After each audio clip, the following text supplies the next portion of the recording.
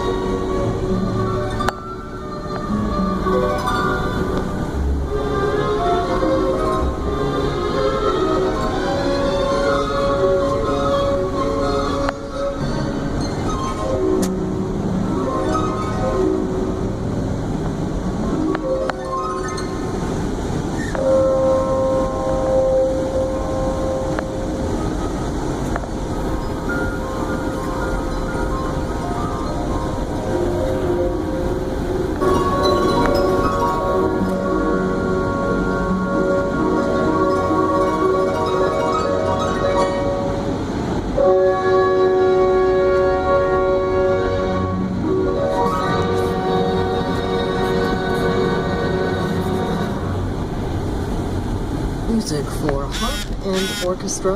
That concert piece by Gabriel Piernet was played by harpist Isabelle Moretti with the Southwest German Radio Orchestra, and Klaus Ott conducted here on Classical WETA. Together, we're better.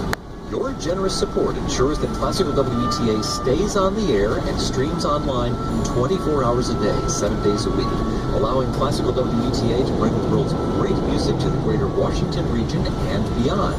We couldn't do it without you. Together, we're better. And next we hear from the musicians of the Louvre, conducted by Mark Minkowski, who pondered the fact that Jean-Philippe Rameau wrote instrumental music within his stage works, his ballet operas and his operas, but he never wrote any music that was just simply for instruments without voices, or without being part of a piece for voices. In other words, he never wrote a symphony.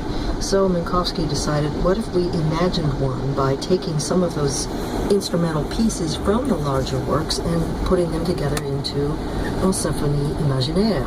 So that's what he did, and we'll hear some selections from that imaginary symphony.